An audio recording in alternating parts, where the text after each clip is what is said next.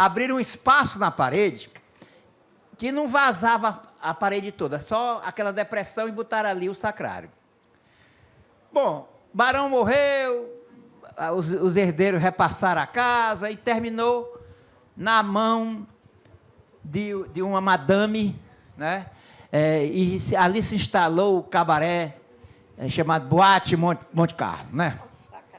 Então, veja só. Aí, doutor, a madame achou que aquela depressãozinha ali, ela botou o balcãozinho ali ao redor, aquela depressãozinha na parede, interessante para botar a chave dos quartos aí, né? Então, aonde estava o sacrário, foram instaladas, a chave dos quartos era ali, pendurada naquela depressãozinha. Aí o camarada chegava, ficavam umas mesas no centro, todas as meninas do cabaré em semicírculo, né? Você sentava na mesa, escolhia uma, chamava para conversar na mesa. O que é que você quer beber? Ela dizia uísque, mas era chá que botavam. Você pagava o uísque, mas ela estava bebendo chá, porque senão não aguentava, né? A noite toda tomando uísque. Tomava chá. Você tomava uísque ou cerveja e ela tomava chá, dizendo que era uísque. Chá com pedra de gelo dentro. Pois bem, daí, depois de combinar o preço e tudo, a madame, a menina ia lá no balcãozinho e a madame pegava a chave do pecado e entregava para ela, para os dois se dirigirem ao quarto. Olha o gesto. Aquele gesto do Monsenhor Gomesino antes. Antes o gesto do Monsenhor Gomesino para abrir o sacrário e pegar a sagrada, a hóstia que ele ia administrar ao barão. E agora outra mão também se dirigia ao mesmo local para pegar a chave do pecado. Que coisa! São destinos que a cidade tem. São as diversas facetas e os momentos que a cidade vive. Hoje, lamentavelmente, aquele recanto é o estacionamento. Muitas são as histórias dessa cidade, que estão sendo recontadas neste livro, num estudo mais em tom ensaístico, mas em muitas outras narrações feitas pelo Lustor da Costa, feitas pelo Blanchard Girão, feita pelo Marciano Lopes, feita por várias pessoas ao longo da vida dessa cidade. Mas isto é Fortaleza, a nossa Fortaleza, que poderia ter, e vocês estão contribuindo para isso, ter uma memória mais durável, que se tivesse mais respeito pelo trabalho anterior. O que nós estamos construindo agora, que respeite a nossa construção do futuro, e que nós não estamos sabendo respeitar os que vieram antes de nós. Mas, quem sabe, brasileiro, profissão Esperança, podemos, com a pregação que vocês fazem, com essa consciência que estão fornecendo na sala de aula aos seus discípulos, quem sabe se essa história de preservação da cidade pode mudar. Muito obrigado. Obrigado, professor. O professor Juarez aqui falou em nome do Instituto Histórico Geográfico Antropológico do Estado do Ceará, né, fundado aí no final do século XIX. Obrigado, professor. E queremos ouvir agora mais sobre a obra, a partir de uma das suas autoras, a obra Reforma Urbana e Direito à Cidade, a professora Irlis Barreira. Obrigado, Irlis. Por gentileza.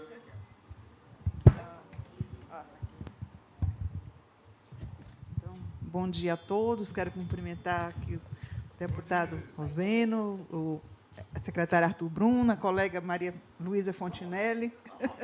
Eu tive a oportunidade de ser aluna, de se estudar também, é o momento da prefeitura, escrevi alguma coisa, publiquei alguma coisa sobre aquele momento, né? E cumprimentar todos os colegas daqui da universidade que já foram mencionados. Agora a conversa vai um pouquinho para o livro. E, para não estender demais, eu vou tentar, vamos dizer assim, eu escrevi, mas eu vou procurar resumir um pouco, né? Eu fiquei muito feliz com o convite, né? Diria que o livro ele é muito oportuno, a começar do título Reforma Urbana e Direito à Cidade, é um título forte, é um título clássico do Henri Lefebvre, Direito à Cidade. E eu diria que o tema urbano, o tema da cidade, é um tema mundial. A cidade é o lugar dos acontecimentos.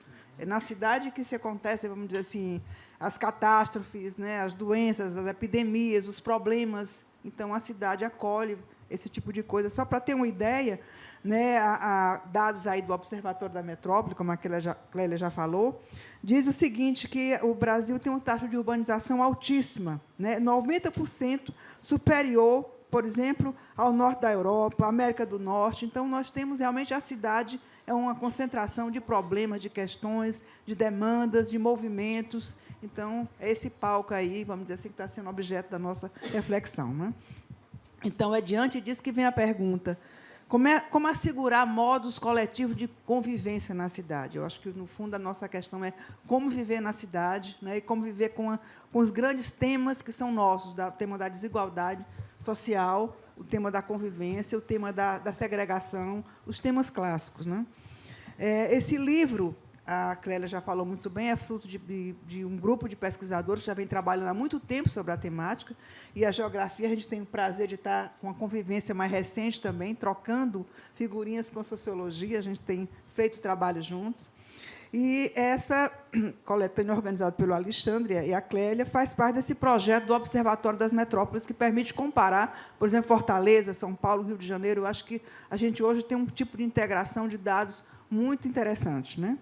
E destaca, inicialmente, a disputa histórica entre o projeto de cidade referente ao capital rentista, como já foi falado, né, ao capital financeiro, e uma outra noção de cidade baseada no compromisso da redistribuição, que é o nosso grande desafio. Como fazer com que a cidade ela possa, vamos dizer assim, garantir o mínimo de convivência coletiva, diminuir, vamos dizer assim, o processo de expulsão, de segregação. Então, esse problema nosso é histórico, e, a cada momento, a gente se vê às voltas, né? O Renato Roseno falou, por exemplo, a quantidade de pessoas que estão ocupando as ruas, Fortaleza, São Paulo também. Então, esse é um dilema, né, histórico.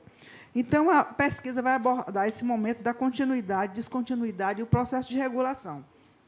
Então, quase todos os artigos que eu pude ler, o livro, tive a oportunidade de ver, acentua o crescimento de Fortaleza, terceira cidade mais populosa, uma metrópole com grandes projetos de expansão, verticalização, isso já vem desde a década de 70, e o José Borzachello, nosso Zé da Silva, né, afetivamente chamado, ele já considera os efeitos das desigualdades sociais no artigo inicial, e ele tem uma coisa interessante, que ele fala que Fortaleza parece que está sempre em festa, né? Muito barulho, muitos bares, muitas coisas, muita rua, muita vida pública, mas também muita desigualdade, também a cidade de muito silêncio. Você vai para o centro da cidade, no domingo, muita morte, também muita violência. Então, assim, a gente tem algo, por exemplo, eu tenho escrito um pouco nos meus trabalhos, que a gente tem dois sintomas.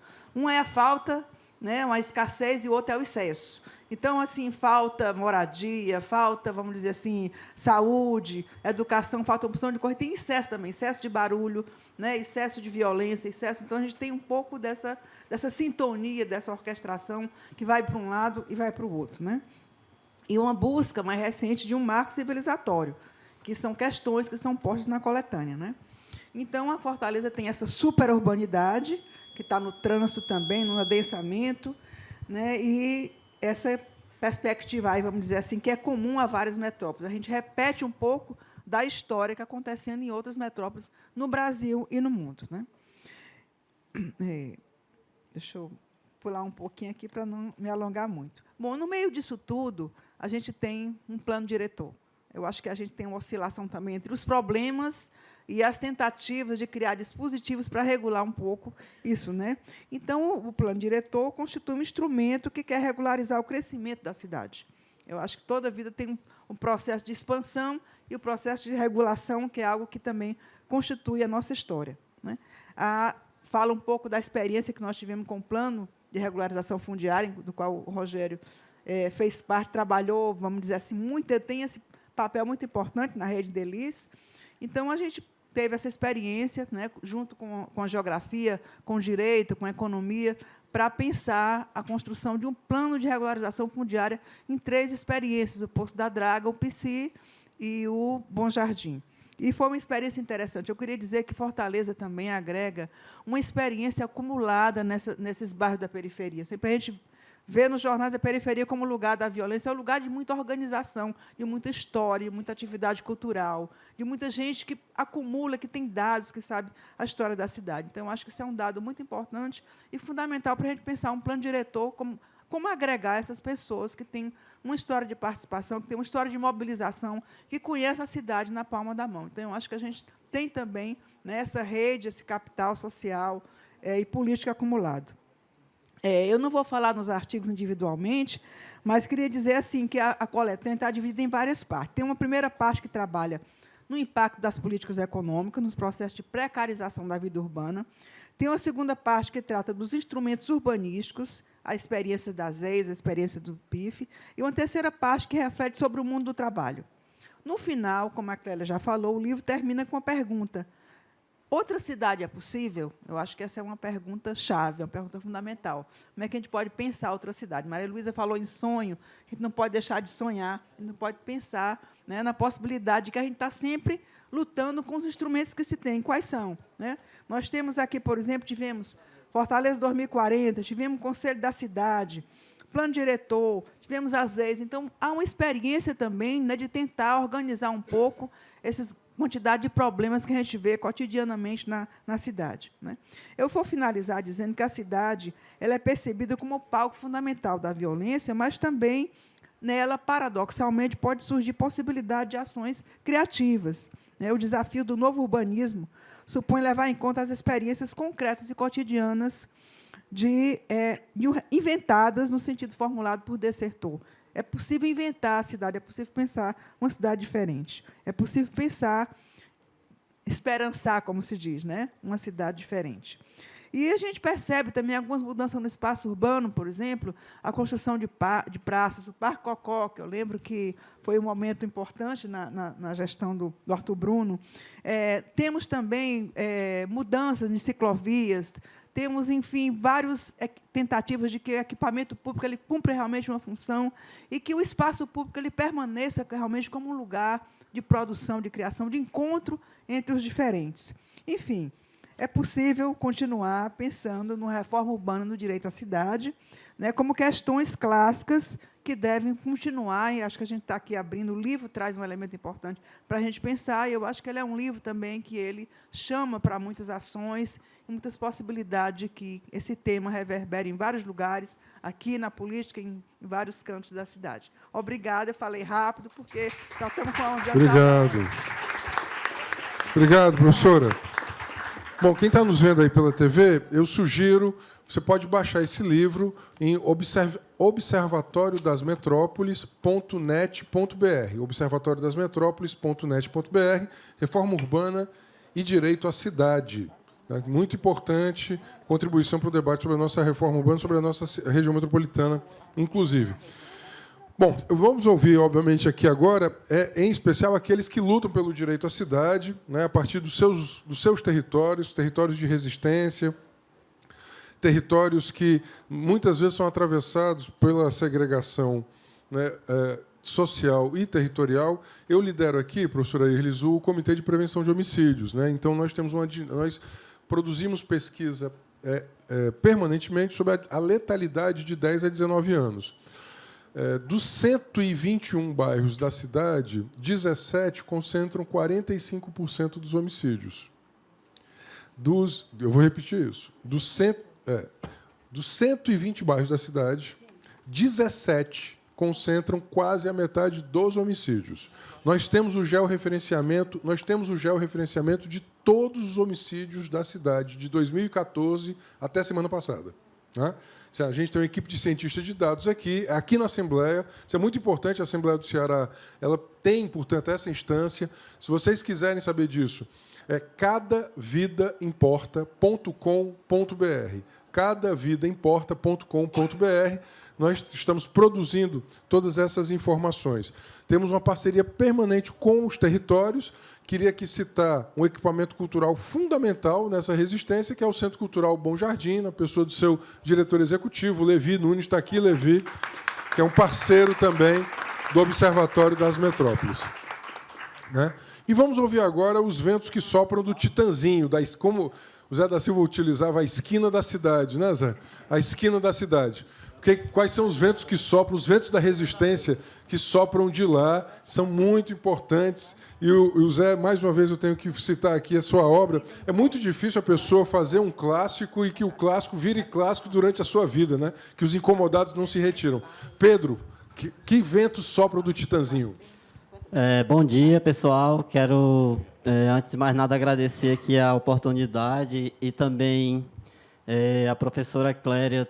Esse lançamento desse livro aconteceu lá no Titanzinho também, fantástico aquele evento, a gente conseguiu reunir várias pessoas da cidade e fizemos esse debate nos locais onde estão acontecendo, onde a cidade é efervescente, né, nas periferias, onde acontecem outros modos de vida. Agradecer e também parabenizar a iniciativa do Renato de trazer esse lançamento para cá e a alegria de ter esse auditório também aqui, né, pessoas de vários locais da cidade, várias idades, vários pontos de vista também que se congregam aqui. Essa mesa maravilhosa, né, de pessoas que fazem parte dessa história. E, gente, para a gente, na leitura do livro, né, nos chamou bastante atenção a questão do capítulo 6, né, que a gente tem o seguinte, no capítulo 6, Direito à Cidade e Movimento Popular Comunitário no século XXI. Questões teóricos e empíricas a partir do caso do Grande Bom Jardim, Fortaleza, Ceará. O Bom Jardim, uma referência, gente, de luta, né, para a gente da cidade, que está construindo essa cidade. E tem algumas partes aqui desse capítulo que eu gostaria de ler para introduzir aqui a nossa fala, que é muito importante, né?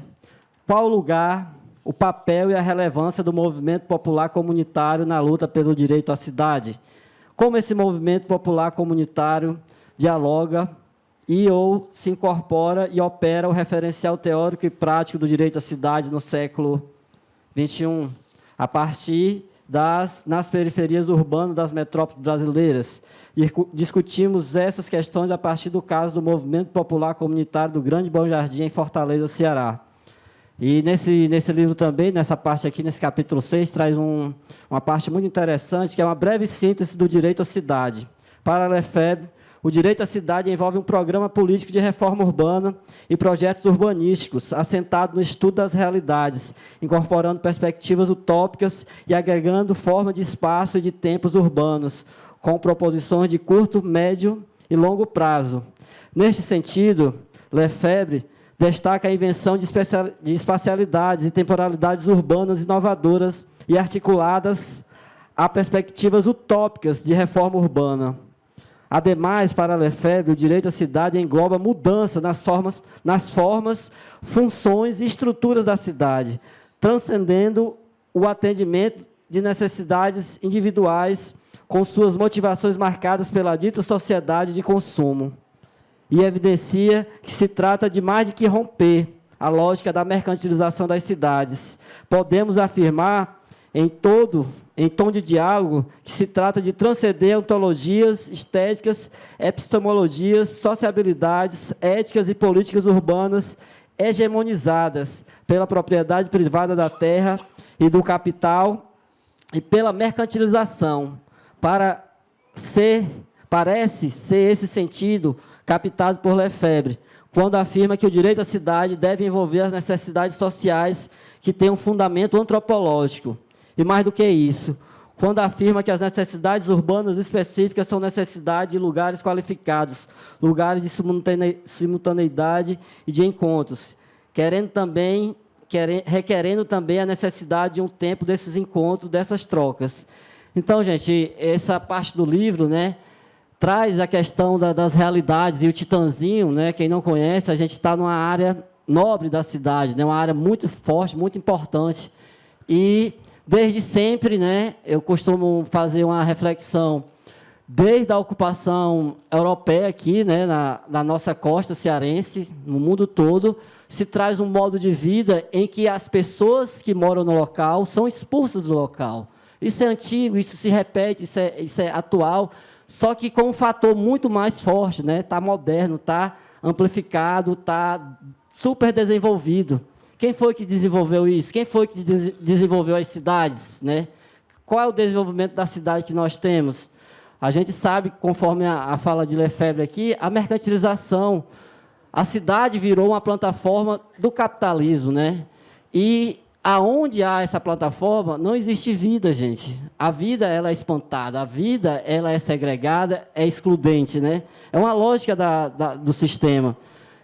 Essas cidades, né, o Titanzinho, ela está na informalidade, né? A gente é uma ZEIS lá, né? A gente é uma zona especial de interesse social. Isso é muito importante para essa luta, para a gente permanecer no local. Mas a gente sabe que na modernização do capitalismo e também dentro do seu limite histórico, essas áreas, ao serem regulamentadas, né, elas viram uma mercadoria potente para o mercado, né? Até então, o Titanzinho está na informalidade, não interessa ao mercado. Mas, quando ele entrar na forma jurídica, a forma do direito constitucional, que não é nada mais, nada menos do que a ideologia burguesa, né? O direito, o jurídico, né? É a forma mais acentuada da ideologia burguesa, onde as pessoas que não têm condições, não têm dinheiro, as pessoas que são empobrecidas, como eu posso dizer, planejadamente, que são empobrecidas de forma orquestradas, né? Elas são excluídas da vida, né? Elas não aceitam. Então, o Titanzinho, a gente está nessa luta e a gente teme, né? E a gente vem aqui fazer uma denúncia, né? O Renato Rosena, que tem muitas autoridades, a prefeitura não respeita, gente, as leis. A prefeitura não respeita o plano diretor.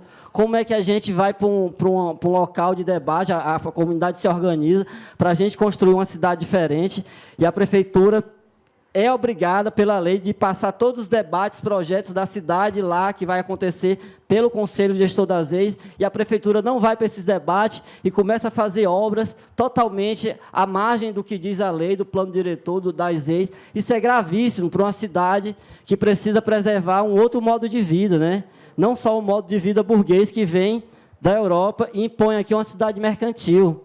Isso é muito grave, a gente tem que fazer essa denúncia, o Titanzinho está gritando nos 4 cantos E a gente sabe que, se a gente não se impor, o mercado devora mesmo, o mercado vai nos devorar, se a gente não se impor, mas a gente acredita que é possível, né? Com a gente unido, já vencemos várias batalhas, e a gente sabe que o Titanzinho, não é só o Titanzinho que está ameaçado, né? Essa ameaça, gente, é muito mais séria, né? Eu vou fazer uma leitura aqui de um texto que a gente... dia 28 do mês passado, nós fizemos um ato lá no Titanzinho, né? Dia 28, a gente chamou lá o pessoal do Chico da Matilde, chamamos lá o pessoal do Forcaus, as bandas de rock estiveram lá, né? Foi muito simbólico, muito mágico, porque no mesmo dia a gente chamou o pessoal do Maracatu, que é muito ligado à Umbanda, né? A Umbanda, ela diz que é possível ter outro modo de vida diferente, né? Pela ancestralidade, pelos tambores, pelo esse resgate da nossa história, né? Da nossa mãe África, né? Que foi uma das mais exploradas pela essa dominação capitalística, né? Uma das mais devastadas, a gente sabe a história, inclusive pessoas escravizadas, né? Como é que essa lógica capitalista, se a gente for estudar a negatividade, gente, essas cidades é o palco da negatividade capitalista, né? Essas cidades não dá para fazer uma reforma, tem que mudar nas entranhas tudo, né? Porque uma cidade dessa que é o império do carro, né? O carro matou mais do que todas as guerras, né, juntas, o trânsito, né? E mutilou e matou mais pessoas do que todas as guerras juntas. Essa cidade é o império do carro. Como é de ter vida nessa cidade? É muito difícil. Lá no Titanzinho estão querendo fazer isso, estão querendo abrir vias, preparar a cidade para o carro. E a gente defende lá que o Titanzinho, as ruas são para as pessoas, as ruas não são para os carros, né? As pessoas andam na rua, sentam na rua, brincam na rua, fazem tudo na rua, porque... A gente sabe que a cidade é altamente densa, nós não temos poucos espaços. A lógica da cidade está virada do ar porque ela não vem para servir a vida, ela vem para servir a lógica do sistema capitalista, que o objetivo cruel de gerar mais dinheiro, e todo mundo agora virou empreendedor de si, né? Todo mundo agora é patrão, e todo mundo é patrão agora, como é que vai ficar a classe? Onde é que está a classe? O capitalismo não tem classe, gente. Na época moderna, o capitalismo não tem classe. Só tem patrão agora, porque é o empreendedorismo, né? Tudo é empreendedorismo, tudo é... Então, é difícil. Aí o que é que acontece? Lá no Titãzinho tivemos esse ato e botemos o rock and roll também para contestar essa situação. E a mensagem que nós levamos lá para o Titãzinho, levamos para o mundo também, é a seguinte, né? É preciso dizer às pessoas a causa do nosso sofrimento e como superá-la. Né? Essa causa do nosso sofrimento, ela é planejada, ela é orquestrada por uma lógica destruidora totalmente, né? O desemprego chegou para mais de 800 milhões de pessoas. É a inteligência artificial anunciando o fim do capitalismo, pois o trabalho é a substância do capital. Se o sistema destrói sua própria substância, comete suicídio. É o beco sem saída do capitalismo que agora quer nos arrastar junto com ele para o abismo. Estamos diante da crise da autodestruição patriarcal capitalista em andamento. Fica escancarada, portanto, a causa do nosso sofrimento. Fica provado que a continuidade desse sistema compromete a vida humana e ambiental. E agora veio o alerta da comunidade científica. Temos apenas 10 anos para evitarmos a extinção da humanidade do planeta. Mas nós não podemos aceitar isso, gente. Não podemos aceitar isso de jeito nenhum. Isso é um alerta. Essa casa, os deputados, os vereadores, a cidade toda, o mundo todo, precisa captar esse alerta. O Titãzinho, gente, além dessa ameaça de sermos removidos, estamos ameaçados também com o aumento dos mares.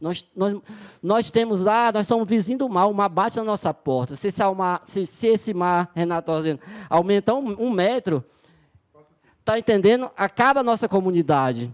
Então, a gente está começando a pensar nesse plano lá também, mas o plano atual e momento é construir da comunidade um outro modo de vida. Como é que esse outro modo de vida é necessário? É preciso mudar esse paradigma da cidade.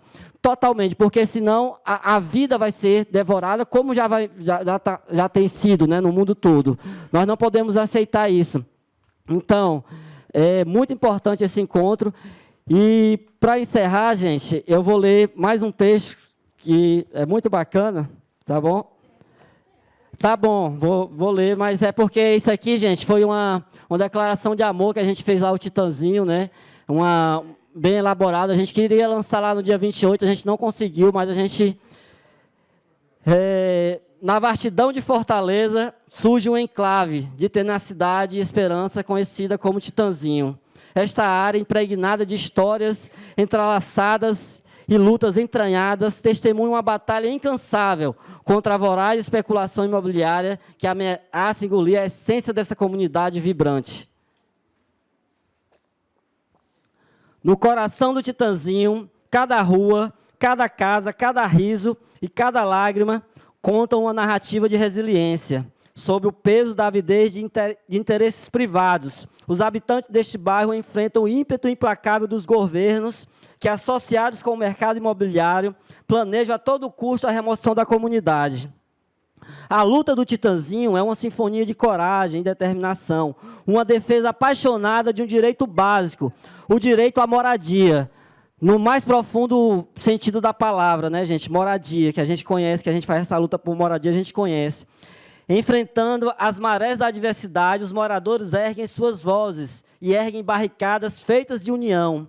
Eles se unem, não apenas para proteger suas casas, mas também para proteger a própria alma da comunidade, que se enraiza profundamente nas ruas que pisam e nos laços que formaram. Enquanto a especulação imobiliária avança, orquestrada pela crise do limite histórico do capitalismo, com suas contradições cada vez mais acentuadas e com a sua ânsia incansável pela multiplicação do valor, por isso que o sistema superou todos os seus limites, porque ele não tem limite no mundo que tem limites, né? O planeta tem limites, a riqueza material tem limites no planeta, né? Ela não é inesgotável. Os cidadãos do Titãzinho resistem como sentinelas inquebrantáveis. Eles se recusam a ceder a um destino ditado por interesses financeiros que não conhecem a empatia. A batalha é uma dança constante entre a busca por dignidade e a insensibilidade do sujeito burguês. Cada rua estreita e cada praça desgastada pelo tempo são palcos onde se desenrola a epopeia dessa luta e reflexão. Os cartazes, as reuniões e as marchas não são apenas símbolos de resistência, mas também uma afirmação de que a comunidade não será mais removida do seu local de existência. No entanto, a batalha transcende as fronteiras físicas do Titanzinho. Ela se torna um emblema de luta maior por justiça social e equidade. Enquanto o governo parece inclinado a ceder aos caprichos da iniciativa privada, o povo do Titanzinho ergue-se como guardiões da herança de sua terra, como defensores da solidariedade e como embaixadores da perseverança. Assim, a luta do Titanzinho se tece na teia da história de Fortaleza, uma história de luta contra a expropriação e a exploração desenfreada. A voz coletiva da comunidade, fortalecida pelo amor por suas raízes, ressoa como um eco poderoso que não pode ser ignorado. Enquanto a batalha continua, o Titanzinho permanece um farol de resistência, uma lição viva de que quando as pessoas se unem, o que parecia intransponível pode ser desafiado, e o futuro pode ser moldado por mãos corajosas e determinadas na construção da emancipação humana e ambiental do capital, onde a vida não será mais orientada pela concorrência, mas baseada na solidariedade e cooperação, prazerosa e plena de sentido, onde a realidade fará arrebentar outra vida. Gratidão a todos, viu, gente? Por ouvir também. Gratidão a todos. Obrigado.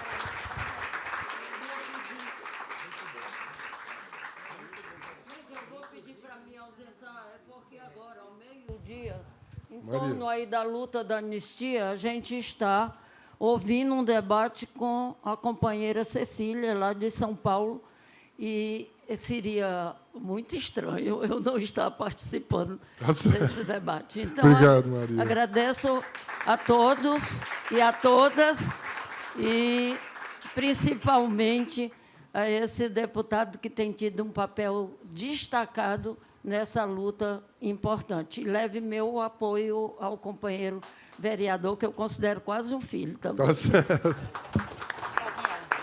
Obrigado, Maria. Obrigado.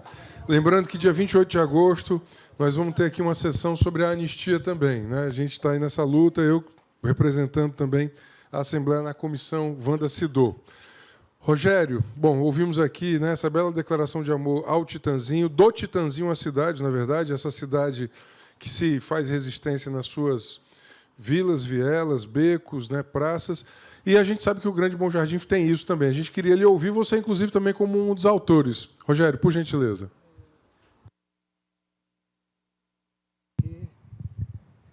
Bom dia a todos, todas e todes. É uma emoção muito grande estar aqui com vocês, né?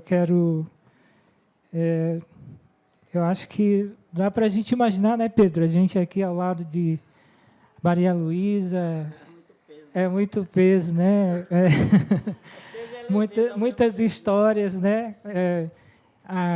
E toda a equipe aqui do Observatório de Metrópolis, né?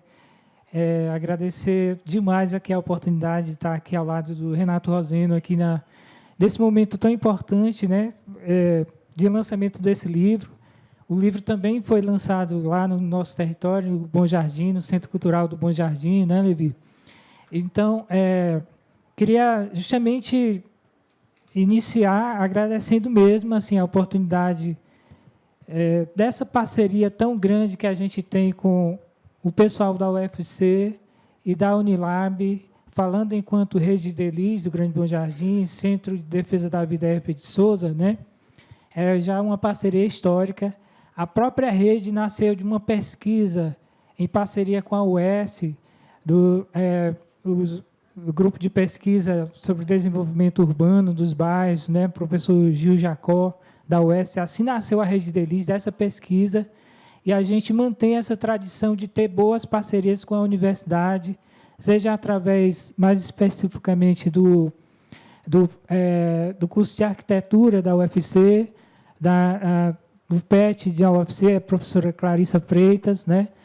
E também da Unilab, através do professor Eduardo Machado, que é um baluarte, um parceiro de longas datas da Rede de Delis, do CDVHS e de todo o movimento que a gente faz no Grande Bom Jardim, né? Então, e aí, dessa parceria, nascem essas oportunidades como essa, né? De ser coautor de um livro, que aqui a gente se orgulha demais, né? É um sentimento muito bom da gente poder registrar algumas ideias, algumas iniciativas, as lutas sociais, né, as lutas coletivas que a gente faz pela cidade, em defesa da dignidade, da oportunidade de participação política, né, de construção de direitos dentro de uma cultura democrática.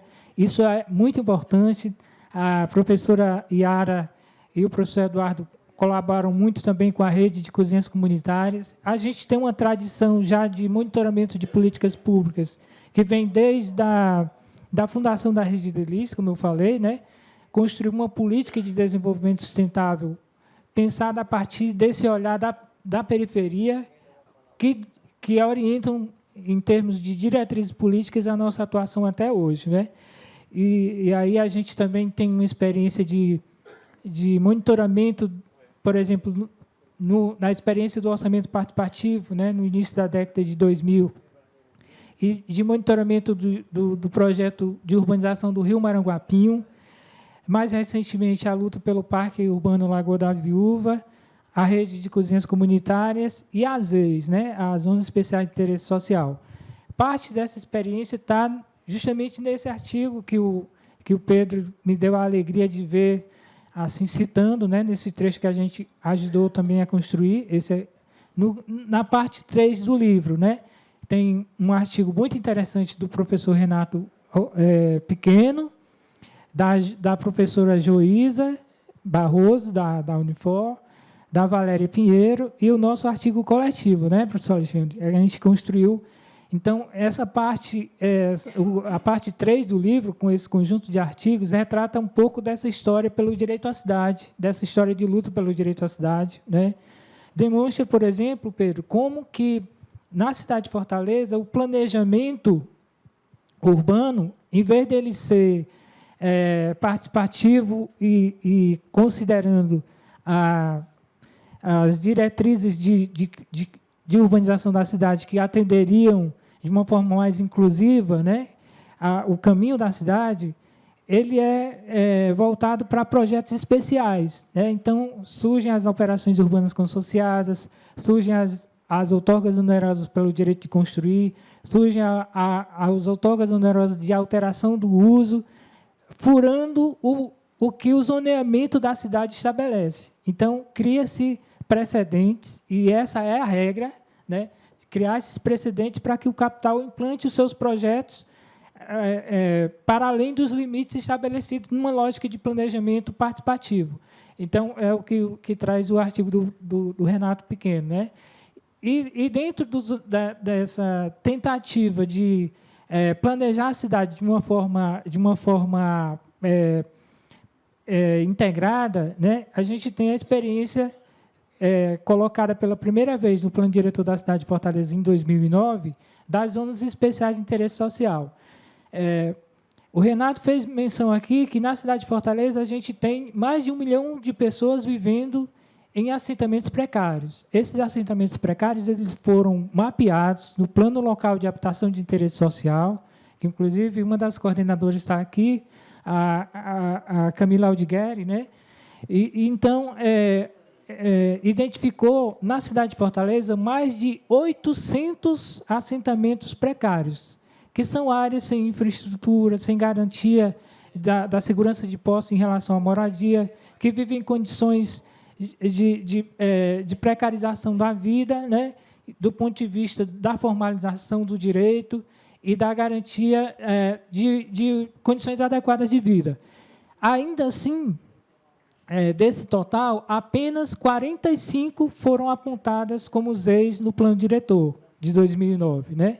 Então, há um espaço a ser ampliado na luta pelas ZEIs para que mais assentamentos precários se tornem ZEIs, agora no processo de revisão do plano diretor, para que a gente consiga fazer com que o direito à cidade chegue a mais gente, né, que está fora desse processo. E por que eu estou ressaltando isso? Né? Porque a situação que o Pedro trouxe em relação à Cais do Porto, ao Titanzinho, que é das ex-Cais do Porto, é vivida também, por exemplo, pela Vila Vicentina, que, quando eu vim para cá, a gente passou ali em frente, né? Aquele conjunto de casas ali no coração do Meireles, que é assediado pelo capital imobiliário e que, pelos projetos dele, já teria sido derrubado para erguer 2 torres. Né? O assédio que vive a comunidade de Poço da Draga, que é também uma vez na zona costeira, né? Ali na faixa turística, na faixa nobre, né? Que é toda preparada e recebe investimentos constantes, reinvestimentos, sempre na faixa da orla, né?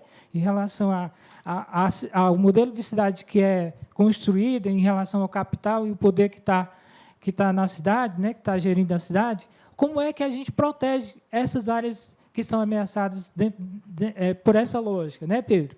Então, às vezes, é um desses instrumentos. Por exemplo, a ocupação salgadeira lá no Lagamar, né, que estava um processo de reintegração de posse, e a Justiça determinou que não, lá a ESEIS não pode fazer isso, pelo contrário, é necessário pensar um plano integrado de regularização fundiária, uma solução técnica, uma solução participativa, popular, que reúna os técnicos da prefeitura, da universidade, da comunidade, para pensar soluções para aquela área, para pensar em investimentos para garantir o direito à cidade para essas áreas. Essa experiência foi apresentada também por esse livro que a gente lançou, né, professora Irles, Aprendizados e Desafios da Participação, que reúne um pouco essa experiência de construção dos PIFs, dos Planos Integrados de Regularização Fundiária, feitas em parcerias com a UFC. Foi lançado agora recentemente, em 2022, né?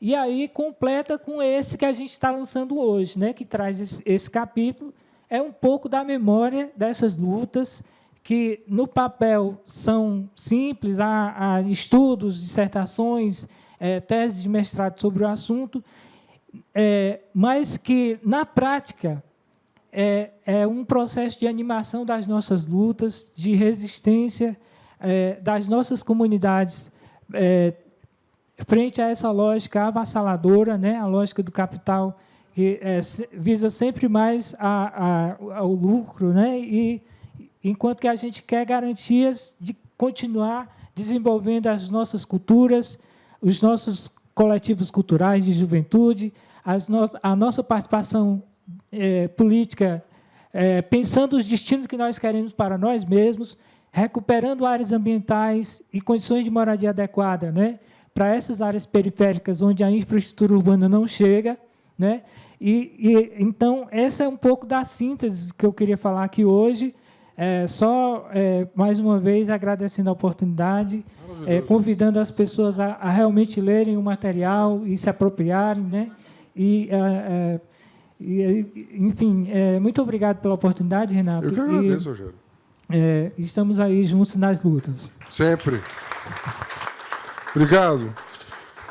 O exemplo da Rede Delis, do Grande Bom Jardim, talvez seja um dos exemplos de territórios mais auto-organizados do Brasil hoje, né? 72 entidades, 220 mil pessoas, 18 bairros, né?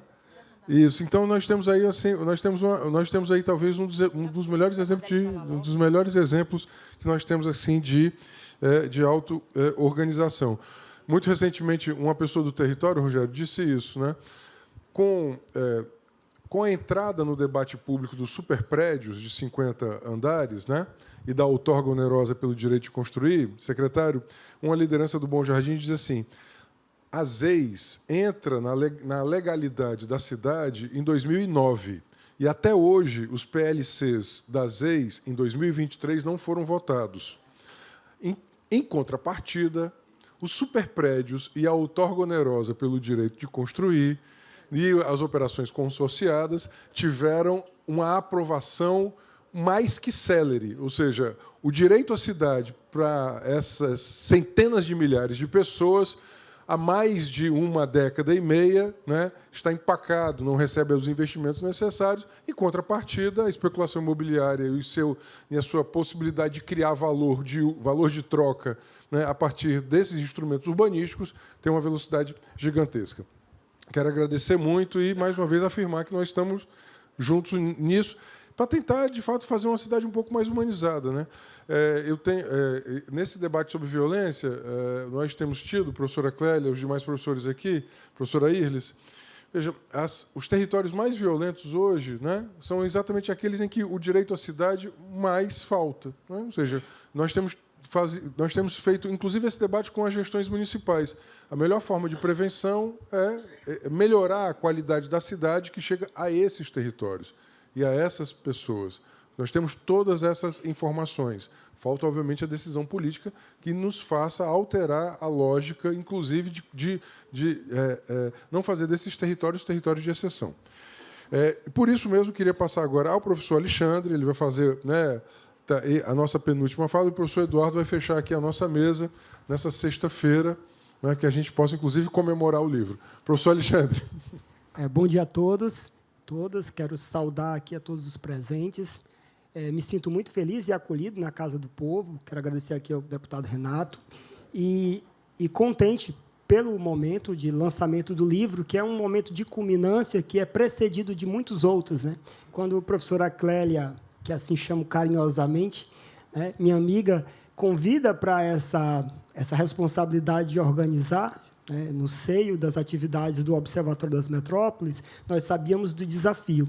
E, ao ouvir aqui os que falaram antes de mim, né, compreendendo um pouco da história política, cultural, das transformações na cidade, vemos o quanto há de responsabilidade em propor um trabalho, um texto dessa natureza. E vejo que é uma humilde contribuição, mas que há a grande potência nesse trabalho. E aí eu vejo, principalmente, 3 grandes potências que podem dizer ao telespectador, agora que está ouvindo, que pode abrir lá as nossas redes sociais, Lapu_UFC, lá no Instagram, ou no site do Lapu UFC também, você vai baixar gratuitamente o livro. E por quê? Lá no site do Lapu, www.lapur.ufc.br. Facilmente você vai encontrar esses e muitos outros livros, que são assim, a série da coleção Estudos Geográficos, há clássicos que vocês podem acessar gratuitamente, tá bom? Todos financiados com recursos públicos e estão disponibilizados com uma boa e vasta bibliografia produzida, sobretudo, no Departamento de Geografia da UFC, que também podem se sentir assim, muito bem-vindos ao departamento, podem nos visitar e podem traçar muitas outras parcerias. Mas por que ler o livro? Eu acho que, primeiro, pela sua equipe. Esse livro é organizado por mim e por Clélia, mas ele se faz numa equipe muito ampla, diversa, que pensa diferente. Então, o livro é uma unidade na diversidade. Então, há autores de diferentes gerações, de diferentes filiações acadêmicas, com diferentes experiências mais ou menos próximas aos movimentos sociais. Então, o livro é essa contradição que gera, inclusive, ao leitor a possibilidade de sentir o que é a produção científica mais próxima da realidade e saber que a ciência é isso. É o conflito, é a diversidade, são vários pontos de vista e sempre assentados, né, em evidências, em materiais, em toda essa história da literatura científica e social que a cidade, que o Brasil e que o mundo produz e que se renova. Uma segunda potência, que, na minha forma de compreender, é interessante, uma marca muito forte do livro, é que ele parte de uma noção ocidental, europeizada, né? Nós falamos há pouco do direito à cidade, marcada por Henri Lefebvre. Mas ele não se limita a entender o direito à cidade somente e só a partir dessa construção, que é uma construção datada, que é uma construção marcada por experiências do próprio autor, que são revolucionárias no pensamento da cidade, das ciências sociais, da arquitetura e da geografia, mas ele traz uma discussão que é mais à la brasileira, à la do sul global, à la cearense. Então, a gente coloca, de certa maneira, essas noções gerais transformadas à luz das nossas experiências, à luz de como eu posso falar do Bom Jardim, como eu posso falar das outras tantas ex, como eu posso falar da cidade de Fortaleza, pujante e vulnerável, né, que oscila em fluxos, e como pensar a participação, como pensar a ideologia do planejamento e a sua eficácia, mas sempre entendendo enquanto uma peça técnica e política, e não dá para falar isso se não pensar o que é a sociedade brasileira e suas nuances, né? Então, isso é uma forma de revisar a própria noção de direito à cidade, que eu acho que, inclusive, o próprio Henri Lefebvre, se tivesse vivo, já teria revisado frente a tantas mudanças que aconteceram nos outros 50 anos, né? Quando ele conhecesse um pouco melhor as transformações nos países do sul global. E a terceira grande justificativa, e já para finalizar, o livro ele tem partes, né? Eu sempre gosto de olhá-lo em 3 dimensões também, né? Ele tem uma parte muito diagnóstico, que é muito claro dos estudos científicos, ele é diagnóstico, ele aponta características no tempo e no espaço, remete ao que já foi feito. Ele tem uma parte muito crítica, né, que ele pontua o que é feito, como é feito, os interesses, os antagonismos, os atores, os agentes, como isso se territorializa na cidade. Mas ele tem uma terceira parte que é a mais desafiadora, que é aquela que enxerga o horizonte de possibilidades. E as possibilidades são infinitas, como o jovem que acabou de falar sobre... O Pedro falou sobre o Titãzinho, um pouco enunciou que, quando nós colocamos que há certas dimensões da vida urbana que são revolucionárias também, como a própria lógica de sobrevivência e produção de alimentos, e o que são as estratégias sociais, comunitárias, populares, para esse fim e para outros tantos. O quanto de invenção, o quanto de criatividade, o quanto de tecnologia social está por trás de tudo isso. E quando, especialmente, um capítulo que escrevo junto com o professor Estógio Dantas, meu colega e amigo do departamento, e a aluna Regina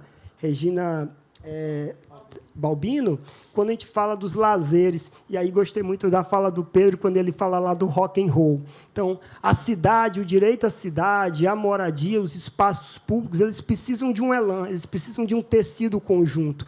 E os lazeres também são formas muito lúdicas de apropriação, de repensar essa cidade. Então, esse é um dos exemplos, há vários outros. A própria discussão sobre a economia que a professora Alexandra trata demonstram essas lacunas e essas potências. Então, eu finalizo com esse convite. Eu acho que é o grande prazer de quem escreve, de quem produz um livro, é convidar os leitores a ler, a criticar e se posicionar frente à obra. Tá bom? Abraço.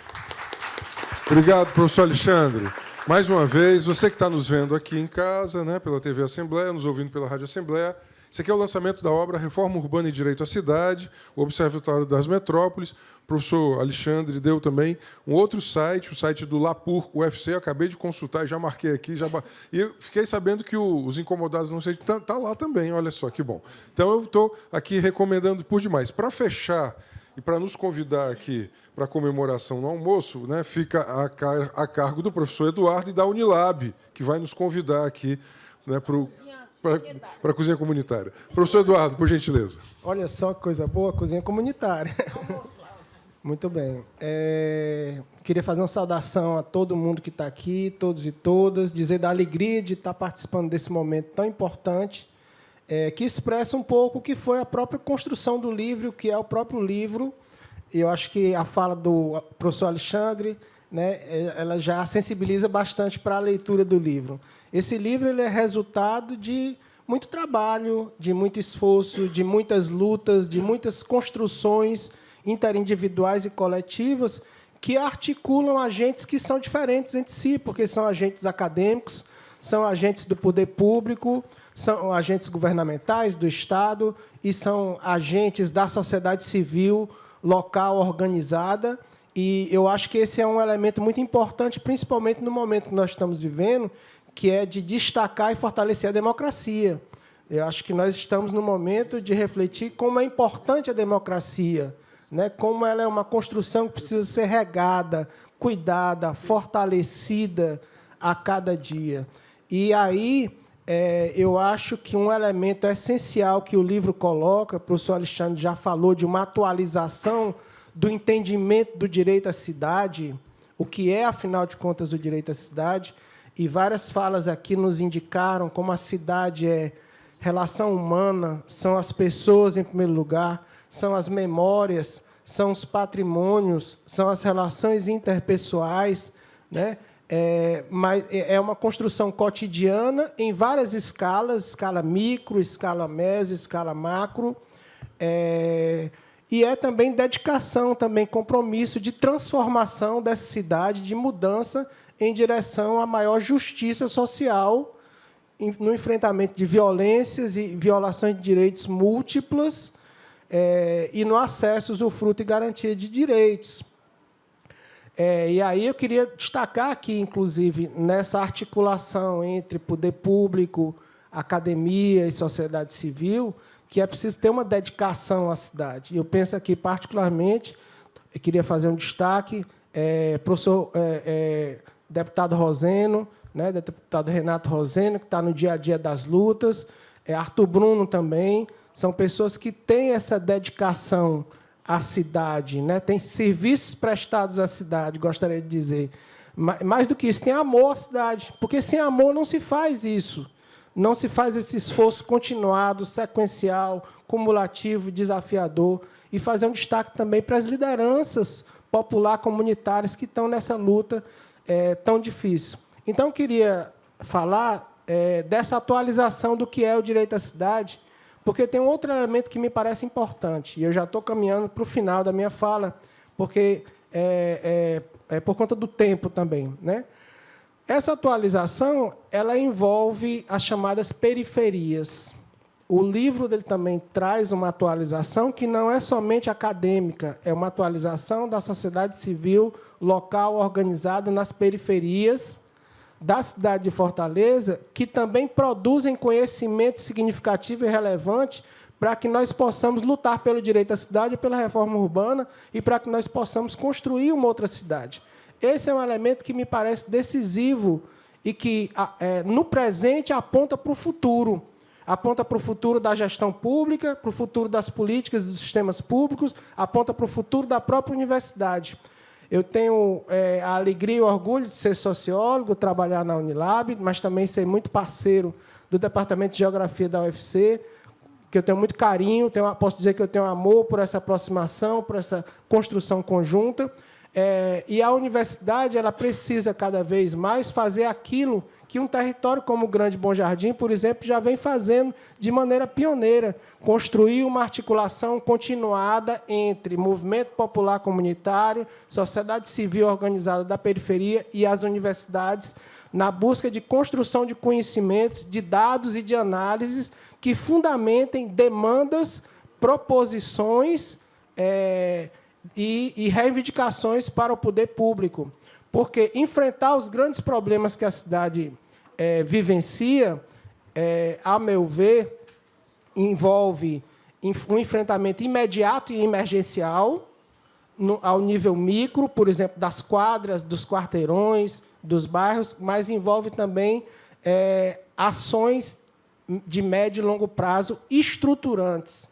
E o território do Grande Bom Jardim, como do Titanzinho, como vários outros, eu vou utilizar o Grande Bom Jardim como exemplo, porque estou lá, próximo ano vai fazer 20 anos que a gente tem essa parceria, essa inserção no território, a alegria de aprender com o território, com os agentes do território.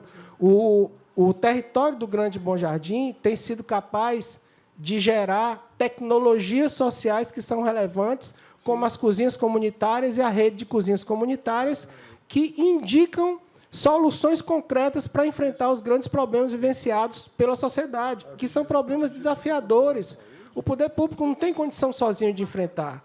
A universidade não tem condição sozinha. A sociedade civil local também não tem condição. Então, é preciso haver uma conjunção de esforços, e eu acho que o território do Grande Bom Jardim aponta um caminho importante nesse sentido. Quero destacar que o capítulo 6, já foi citado, inclusive, traz um pouco dessas experiências, a experiência do Comitê Popular de Enfrentamento à Covid, a experiência do mapeamento, do mapa participativo de enfrentamento à fome no Grande Bom Jardim, da construção da rede de cozinhas comunitárias, mas também os coletivos juvenis, os coletivos culturais, né? O CCBJ é parceiro, que está sempre presente nesse processo também, né? As lutas urbanas, não somente por moradia digna, né, mas por toda a questão de equipamentos e infraestruturas. Então, quero destacar esse elemento com muita ênfase, né? É preciso reconhecer o valor das periferias, porque os agentes das periferias não devem ser mais considerados somente como objetos de políticas públicas. Não. Eles são agentes construtores, co-construtores de políticas públicas, e é preciso criar instâncias, portanto, para que isso se efetive de uma forma mais qualificada. E aqui quero destacar, inclusive, o programa Cientista-Chefe, citado pelo nosso Arthur Bruno, né, que é um programa exemplar, a meu ver, inovador, né, e que está conversando com o professor Alexandre aqui, né, que precisa ser fortalecido cada vez mais e que talvez seja importante, inclusive, pensar como incorporar a cada cientista-chefe um vetor de extensão com mais ênfase, né? Eu acho que já faz, em certa medida, mas se nós pensarmos que é constitucional nas universidades o entrelaçamento entre ensino, pesquisa e extensão, talvez seja o caso de trabalhar com mais ênfase a extensão, porque a extensão revela essa condição de aproximar esses vários entes da sociedade e, ao mesmo tempo, evidenciar essas potenciais soluções que são criadas por aquilo que é tão importante no fortalecimento da democracia, que é uma sociedade civil forte, densa, complexa, intensa, ativa e potente. Muito obrigado. Excelente. Muito obrigado. Autorizado pela professora Clélia, aqui eu já vou encerrando, quero fazer os agradecimentos, quero agradecer ao secretário Arthur Bruno, que aqui representou Sua Excelência o Governador do Estado, a professora Ilis Barreira, a professora Maria Luísa Fontinelli teve que se ausentar, professor, para uma reunião com os anistiados e anistiadas, professor Juarez Leitão também, Rogério, coautor do livro, né, aqui representando a Rede Delis, Pedro, muito obrigado, né, nos trouxe aí essa belíssima declaração de amor ao Titanzinho, professor Alexandre, professor Eduardo, quero agradecer demais ao geógrafo Wellington Romão e à geógrafa Jéssica Rebouças, da nossa equipe de assessoria, obrigado. Quero agradecer aqui o Francisco e o Guto, Francisco Cláudio e o Guto, que manejaram aqui a TV, que nos permite até agora estar conversando com todo o Ceará, aos autores e às autoras e aqueles que militamos pelo direito à cidade, nessa sexta-feira, lembrando 2 versos, um de 50 e poucos anos atrás, Aldeia Aldeota, estou aqui passando na sua porta para lhe aperrear, e é mais ou menos essa mensagem que uma grande parte da cidade, né, demonstra aos poderes públicos que se negam a ver a cidade e gera territórios de exceção.